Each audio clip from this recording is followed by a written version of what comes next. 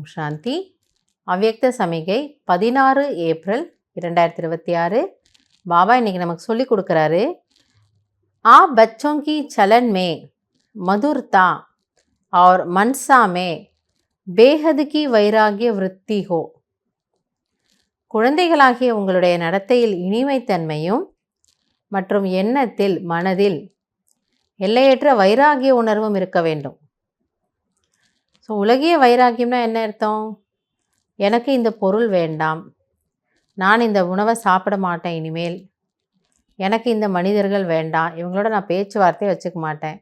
இதெல்லாம் பாபா சொல்கிறபடி எல்லைக்குட்பட்ட மயான வைராகியம். ஆனால் பாபா நமக்கு என்ன புரிய வச்சிருக்கிறாரு? பழைய உலகத்தின் மீதே வைராகியம். ஸோ இது வெறுப்பு இல்லை. எல்லைக்குட்பட்ட வைராகியம்னா வெறுப்பு. இது வெறுப்பு இல்லை. ஆனால் இது என்ன? ஒரு புரிதலோடு இருக்கக்கூடிய ஒரு பற்றற்ற நிலை இது. ஆக நம்ம பற்றற்றவர்களாகவும் இருக்கிறோம். ஆனால் குணத்தில் எப்படி இருக்கிறோமா? ஸ்வீட்டாக இருக்கணும்.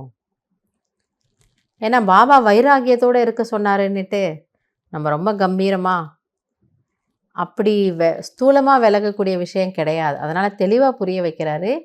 வைராகிய உணர்வுடன் கூடவே இனிமைத்தன்மையும் அவசியம் வேண்டும். ஸோ ஸ்நேகமும் இருக்குது நமக்கு எல்லார் மேலவும், இல்லையா? दोनों स्मृति रहे तो पास विद ऑनर्स बन जाएंगे. ஆக இரண்டுமே உங்களுக்கு நினைவிருந்தால் நீங்கள் மதிப்புடன் தேர்ச்சி பெறலாம். मतलब நம்ம நல்ல புருஷார்த்திகள். मधुरता और नम्रता इन विशेष दो धारणाओं से सदा विश्व कल्याणकारी महादानी वरदानी बन जाएंगे और सहज ही स्नेह का सबूत दे सकेंगे.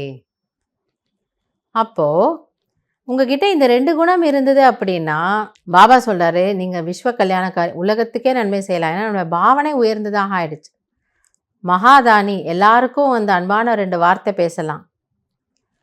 வரதானி, உங்களோட பேச்சே அவங்களுக்கு அப்படியே ஏதோ வரம் கொடுத்தது போல், அவங்களோட ஆசையை பூர்த்தி செய்தது போல் ஆகிடும். அப்படிப்பட்ட ஒரு அற்புதமான நீங்கள் சேவை செய்வீங்க. அண்டு இதுதான் நாம் பாபாவுனுடைய அன்பிற்கு கொடுக்கக்கூடிய ரிட்டர்ன்.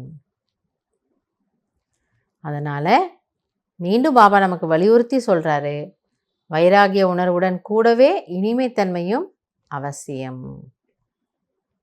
ஸோ ரெண்டையுமே நம்ம செக் பண்ணி பேலன்ஸில் வச்சுக்கலாம். நல்லது. ஓம் சாந்தி.